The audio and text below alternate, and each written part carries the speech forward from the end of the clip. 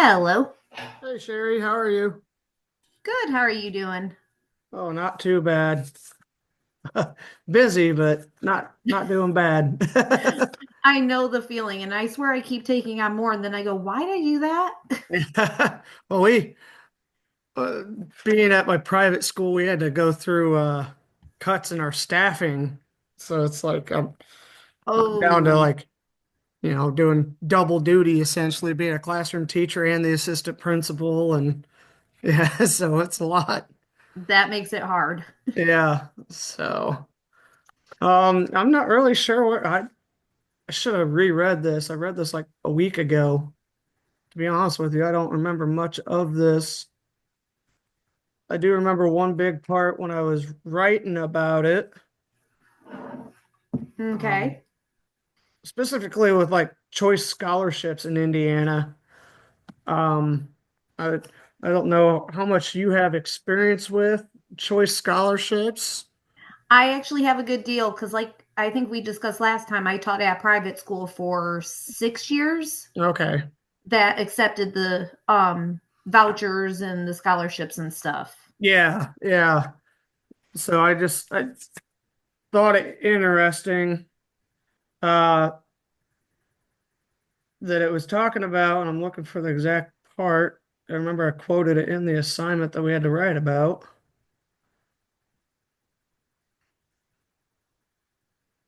Uh, Maybe it was something else. Well, it had to do with where the money came from, and there was a fear.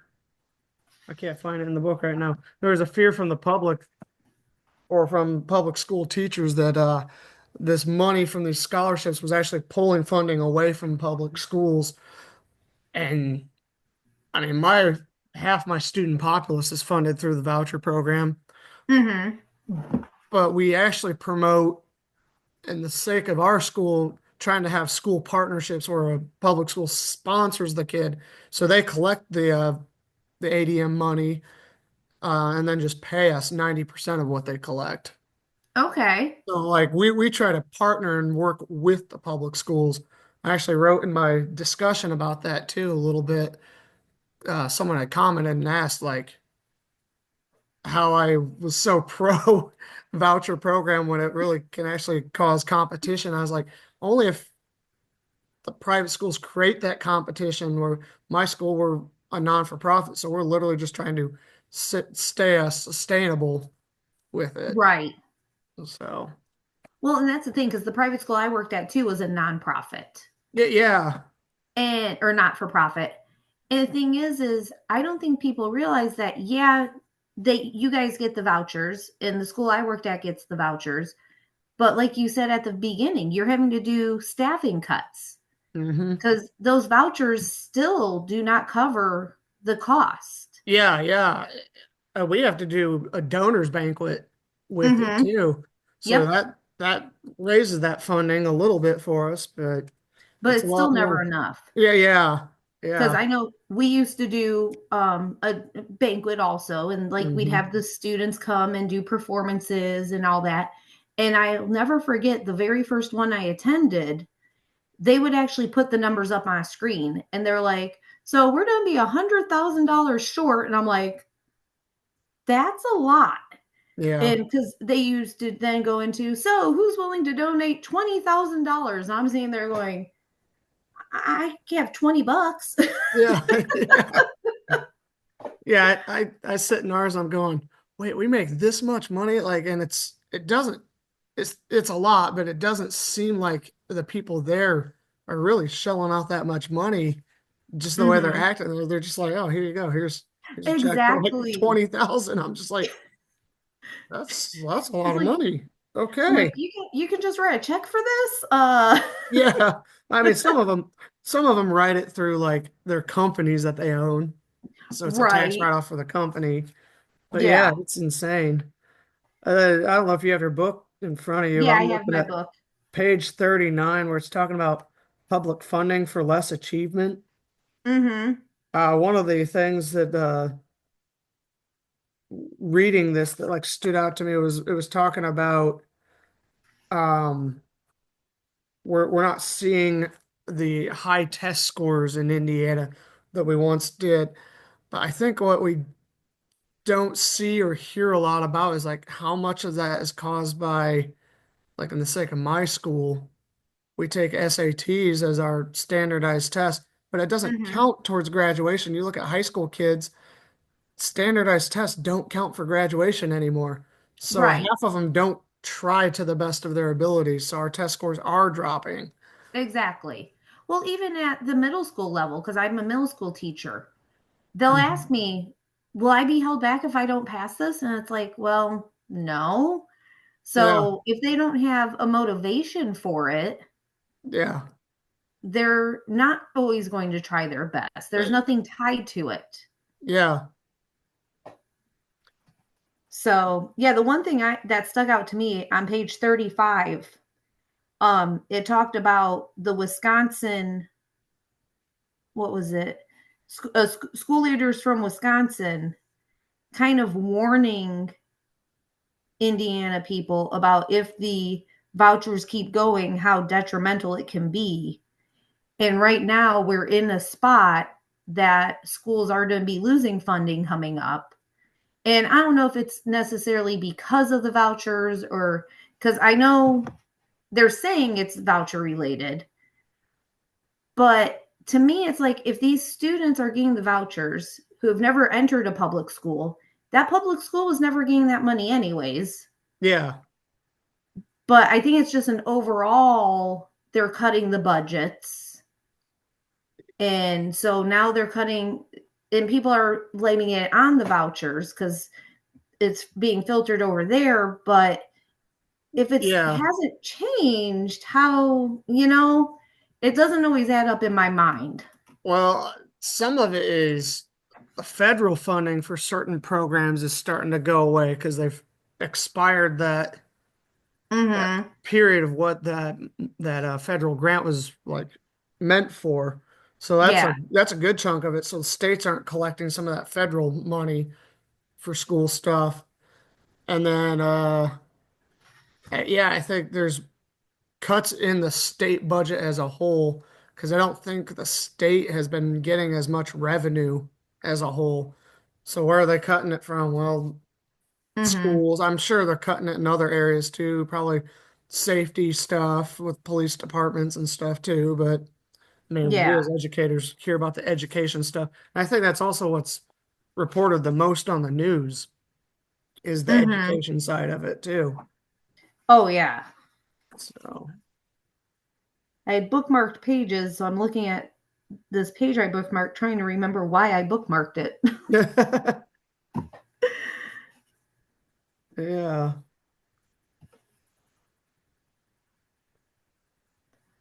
Because I bookmarked where it talks about us being a referendum state. Yeah, on 40. Yeah,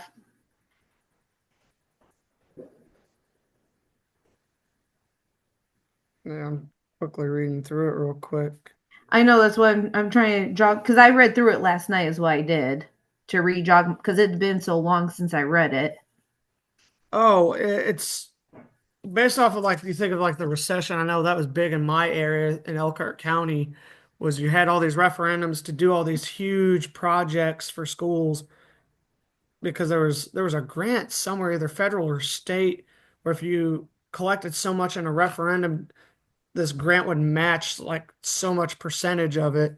And so schools were like trying to do all these like updates in their buildings and stuff at that time. Mm, And so they're raising taxes. I know my high school corporation was trying to build a new junior high because they were just okay. maxed out of capacity. We're talking overcrowded in the elementary schools that were K through 6 at the time. So their Mm-hmm. plan was to build a new junior high that was bigger because the old junior high was already too crowded. Um, and from there, the old junior high was going to become an intermediate school for fifth and sixth grade. Okay. So they got a referendum to pass through to build the new junior high, is what some of that was from. And so Indiana opened the floodgates for having tons of referendums and allowing every county to have their own, every school corporations just have these referendums. And there was a whole lot of uh, constraints on it. You could, just, oh, 1 year we're going to do it. Okay, next voting year, we're passing another referendum. And there were some Right. counties that it was getting out of hand. So, Yeah, I know. I looked at the voting from this past November, and supposedly there was a referendum for our school district on there. yeah, I'm like, okay, I didn't know that was on there. yeah, Never heard anything about it or anything, but it passed. I don't know. yeah. And I don't know if the referendums go into the like finance formula, for where the local funding comes from, or if a referendum counts as its own entity for like a capital campaign project. Yeah, Oh, I'm not sure. yeah, I'm not a huge political person, so yeah. which I'm starting to realize maybe I need to be a little bit more with this Start position paying attention a stuff. little more. Yeah. Um, oh, that was one thing I read that was really interesting. It was on the very last two pages where it just has the reflections. It Yeah, talked about the fact that Indiana overall has the third highest reported rate of educators leaving, not related to retirement. yeah. And that speaks a lot because I know it's hard being a teacher in Indiana because the Hmm. funding is so low per student. Teachers are working with minimal uh, supplies and everything Yeah, sometimes.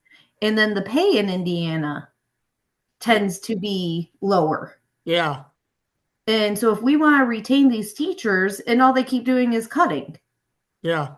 Well, and it comes to the cost too. I mean, I did the math my first year of teaching because that's when like the big dropout of teachers was starting to happen. It was my first few years. We were starting to see it finally kick in. I was Mm-hmm. like, well, in all honesty, if I was going to college right now when I started teaching, I tell myself, don't be a teacher because if I'm going to be in debt from college, the cost effectiveness is just not here anymore.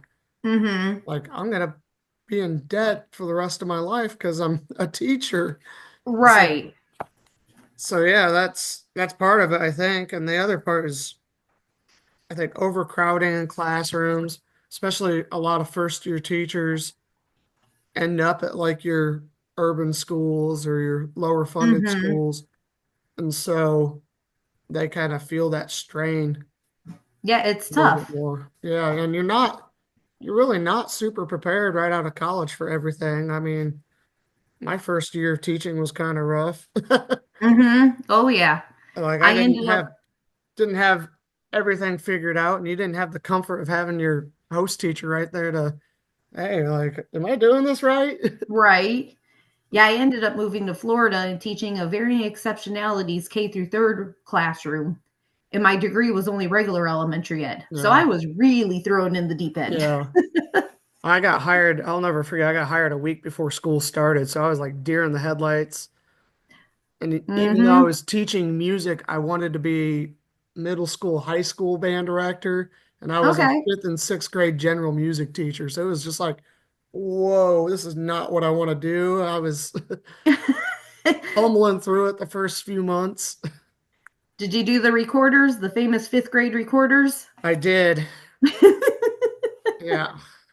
That was, but I made it fun. So, Mm-hmm. or at least I had fun with it. The kids might have hated it. I don't know.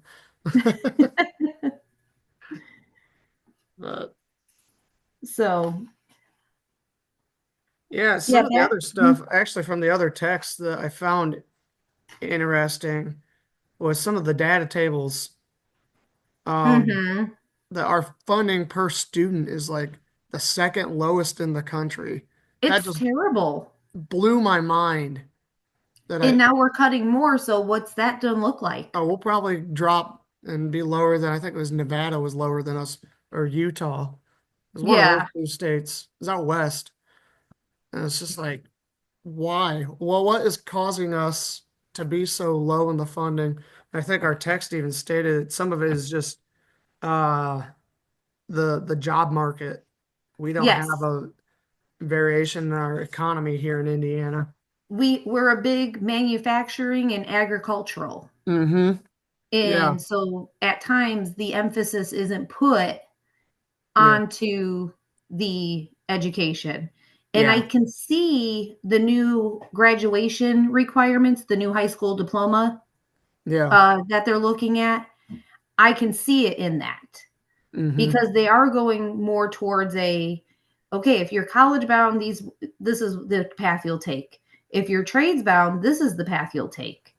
If you're, I forget what the third one is, military. Is it Yeah, it's military? military. So, I mean, it that really is an eye opener and meets that whole we know all of our students aren't going to go to college, so why are we going to spend a bunch of money when they're just going to go into the workforce? Yeah, And I mean, yeah, I can see that, but at the same time, you want an intelligent workforce still. yeah, I mean, even your people going to be plumbers or electricians and stuff like that, they need to have those math skills still. They need to have that oral language, written language. yeah, And it's like they don't value that. They're thinking it's more of the back in the old West when if you were a tradesman, you were out there being a blacksmith. yeah, yeah. No, that's really a big point of it, I think. I was talking with my mentor about referendums, and he said, honestly, you see a lot of them in Indiana get shot down just because the rural parts, especially in your rural counties, are mostly agriculture based for their economy. Mm-hmm. Um, these old farmers that have like 200 acres of property, farmland, they don't want their taxes raised. That hurts them more than anything. Right. And like, are they gonna get any boom for the buck of like boosting these kids that some of them will move away, or are they gonna like work their farm for them? Probably not. Yeah. So, so that's where a lot of your rural counties, like the referendums, get shot down. Yeah. So, Well, I know I live because I'm in a rural county. I'm in hmm, Jasper County. And there's been talk for years about NIPSCO is out here in Wheatfield. yeah, And there's been talk about them closing down and it keeps getting delayed. But what effect that's going to have because the county is going to lose all those taxes. yeah, And that's a huge chunk of the taxes they receive. yeah, So it'll be interesting if that does, in fact, ever happen, what change that's going to bring about. yeah, I mean, because we only have, well, I think we're listed as having 3 school districts, but the one is kind of between a couple counties. yeah, But there's only 2 main ones, Kankakee Valley, where I'm at, and then Rensselaer. yeah, And it's not very, neither school is very large. I mean, we have graduating classes between 200 and 250 yeah, at KV, and I know Rensselaer is smaller. So it's a very school wise small, yeah. but losing all those tax dollars could be detrimental for sure. Oh yeah, yeah. Especially if NIPSCO is the only like economic like taxpayer. Mm-hmm. That's huge, especially if you look at your tax breakdowns in Indiana. Because I think economic or a business, they get taxed what, 4%? I think, yeah. Yeah, it's like 3 or 4%. I mean, we have a couple down in Rensselaer, like Donaldson, and Yeah. I forget the name of it, but we actually have where they make the White Castle buns. Okay. So I mean, we have a few others down in Rensselaer area, nothing else up in northern Yeah. part of the county though. Yeah. Huh. So yeah, it's Yeah. all these little pieces that go together to make this happen. Yeah. Yeah. I think the other, like, I live up in Elkhart County, and so we see a flux always because the RV market up here. So, like, we just Mm, came out of an RV market, like, low time. So, like, we had people just losing jobs left and right. They're getting laid off. right. And so that affects everything up here, too. Yeah, that's Um, true. I mean, we were having you see a lot with your low income families, especially whose like parents, these kids' parents will work in the RV industry, and now they're like getting bumped out of one house, going to another, and they're just Mm-hmm. house hopping, apartment hopping, essentially, while their parents are like working McDonald's until they can get back in the RV industry or whatever. Right. So, and that takes a toll, not just economically, but behavior wise on the kids too. Oh yeah, Yeah, so definitely. I think that attributes to the low test scores too. Mm-hmm. Yeah, because we have some transient students because Hmm. we have Fair Oaks Farms Yeah, not too far from us. So we get those that come for different seasons yeah, at times. Not as much as some other schools may, but we still do see it yeah. where a student will come, leave, come back, leave. And when they don't have that consistency, Oh yeah, especially when it's a lot of your ELLs. So they're trying to learn yeah, English, but they're moving back and forth across the country. yeah, Because that was the one interesting thing where it talked about that 65%. yeah. That I didn't fully like, I understood it. Like, you should spend, was, did they mean you should spend only 65% or more than 65%? Uh, Because that's what I kept getting kind of confused on. Because at one part it said that Indiana was actually found to spend 89%. yeah. I think the magic numbers they're supposed to spend at least 65%, Okay. but that's like geared towards instruction on the classroom, Yeah.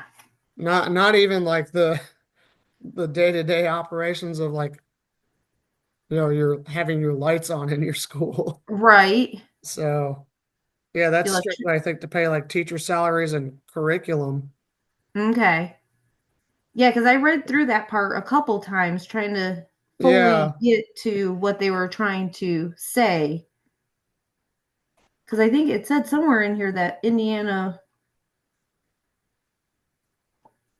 was found by a private organization to actually be at like 89%. Yeah.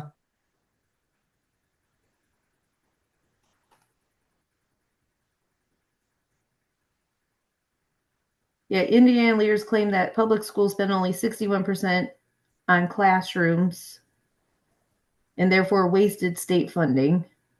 Yeah. But where to talk about the study? No matter what, it's such big numbers when you're looking at all this. I Yeah, it think I says took on page 38, Indiana leaders spent only 61% of the state revenue on classrooms. Therefore, they wasted state funding right there at the bottom. yeah. But I could have sworn somewhere it talked about an out. Oh, here it is on page 39. Then the findings from this analysis of object code published in a FinMars report showed that 85% of the general and preschool education fund was already being spent on instruction and instructional support across all public school districts. To adjust this spending down to 65% would require altering, reducing, or eliminating budgeted revenue for, and that lists everything. So we're spending, so that further proves the fact that we just don't have enough revenue coming in for the state to Mm-hmm. properly fund things across the board. If we were spending 85% and we should be spending 65% like that, you, you'd, Yeah. you'd think that our schools would be well over funded then. It Right. was 85%. Giving teachers bonuses, giving, Yeah, yeah, bonuses or better curriculum. right, something. So yeah, I don't know.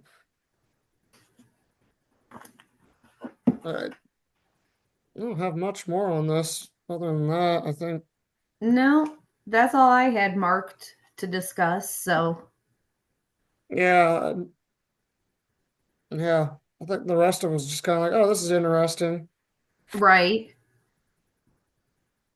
Uh, Basically, it just proves or supports Indiana does the bare minimum to have public schools at times. yeah.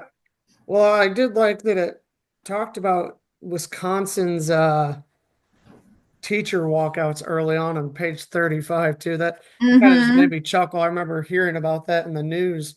Oh, back in like 2009, 2010, they were having their walkouts. And I actually Yeah. thought a couple of years ago, like 2015, I thought Indiana was going to have some issues with that Yeah. back back then. I'm amazed it didn't get to that point. Right. Well, So hopefully with the budget cuts that they're talking, it that doesn't become a possibility. yeah, Because yeah, all it hurts is the students, really, in the long run. and that's going to in turn hurt our society more than anything. Mm-hmm. So I think people don't realize that, like how much of an impact just underfunding or messing with education can have long term on society. Yeah, So yeah, it's very, very interesting. it is. So has your school district heard anything about budget cuts yet as far as what will happen next year? I do not know. I have not heard. Okay. So, Yeah. Yeah, that's something I'm out of the loop on a little bit. I know the school I'm doing my internship at, they've heard a little bit, but mm-hmm. a good chunk of their budget cut they're making up for. They have a solar yard in their parking lot. Okay. So some of that cut they're actually making up for with using their own solar power to power their high school. Oh, interesting. Yeah, yeah. So that was interesting to talk with the superintendent about that. Yeah, I bet. So that and they're getting ready to build another solar field to attach it to their middle school and their elementary school. Okay. So they'll have more power generating and hopefully almost eliminate completely having a power bill Hmm. That would outside of like the definitely, winter. yeah, that would So be a huge help for sure. yeah, which kind of made me wonder why aren't more schools trying to do that in places? Because they literally put theirs over their faculty parking lot. So it doubles up Mm-hmm. as like a awning for teachers. They don't have to walk in the rain now. They just walk under solar panels Yeah. Well, I know because out here, part of the reason NIPSCO is shutting down at some point is they've put solar fields. everywhere. Yeah. And you start getting into the environmental aspect then. Yeah. So that's one reason it could be kind of hard. But Yeah. putting them over parking lots like that, that's a cool idea. Yeah. Yeah. I mean, I got to sit with the superintendent and like hear like how he planned that out because they just went in last year with those. And so he told me kind of like all the research he had to do to get it approved. And Mm-hmm. it was just crazy to think. And then when they finally realized they could make it as awnings over a parking lot, that Yeah, was the best place to get the most power. I was like, man, that's perfect. that Yeah. is cool. Your teachers don't get wet in the rain and Yeah, I wouldn't mind that part at all. and they're cutting back on plowing because now they're Mm-hmm. like one whole parking lot is under solar panels. They don't have Oh, to that's plow it true. now. So there's another savings. Yeah. Like I had all these extra savings. And if they ever have a month where there's too much solar power generated, they don't need it to power the school. It gets like distributed through like neighborhoods in their area. So it goes back Okay. to the community. It's Hmm. really cool how it all works. That is a really cool system. And which Yeah. school district is that? This is Boggo Community Schools in Elkhart Okay. County. Okay, I might have to check into that because that's really cool sounding. Yeah, yeah, they have it posted on their website, their solar savings. Okay. So it's like public knowledge. It's really interesting. Interesting. Yeah. So, yeah. Well, All right. Well, according to my time, we're at about 25 minutes. yeah. I mean, it's not a long chapter.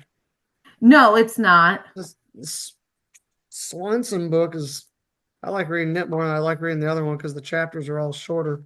Yeah. And So it's more like directed towards teachers and information. yeah, yeah. I the one thing I wish is that it wouldn't be such short little chunks of information. I'd want Yeah. a little more meat with the potatoes on what it's talking about. Yeah, true.